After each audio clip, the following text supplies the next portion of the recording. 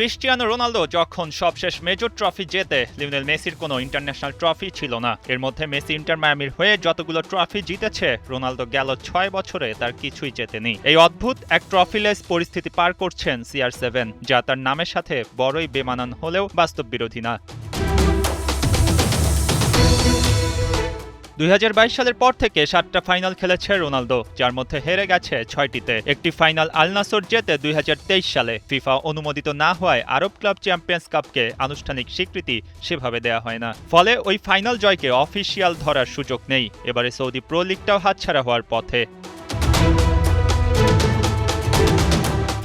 গেল রাতে ছিল AFC champions league tour final, Asian club ফুটবলের দ্বিতীয় সর্বোচ্চ টুর্নামেন্ট, যেখানে জাপানের ক্লাব গাম্বা ওসাকার কাছে 1-0 গোলে হেরে গেছে আল নাসর। ম্যাচ জুড়ে কেবল রোনালদোর হতাশার ছবি চোখে পড়েছে। এমনকি ম্যাচ শেষেও রোনালদোর কান্নার ছবি দেখা গেল সোশ্যাল মিডিয়ায়। এতটা বয়স পেরিয়ে যাওয়ার পরও নিজের আবেগটা ধরে রাখতে পারেন না তিনি। সবশেষ ট্রফি জয় সেই 2021 সালে।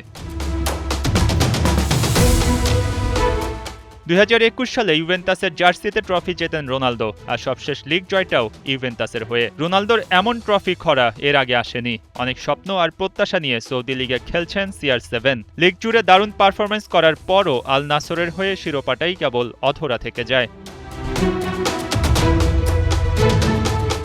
রোনালদো আল নাসরে যোগ দেওয়ার পর এখন পর্যন্ত 14টি অফিসিয়াল টাইটেলের জন্য লড়েছে সৌদি ক্লাবটি, যার 13টিতেই জয় পাওয়া হয়নি। আর এবার সৌদি লিগটা জেতা হবে কিনা তাও নিশ্চিত করে বলা যায় না। যদিও আল হিলালের চেয়ে আল নাসর 2 পয়েন্ট এগিয়ে। ওই ম্যাচ জিতলে লিগ চ্যাম্পিয়ন হওয়ার সুযোগ থাকছে আল নাসরের জন্য। আর রোনালদোর জন্য এবারের মৌসুমে সেটাই ট্রফি জেতার শেষ সুযোগ। মঈন হাসান, 71।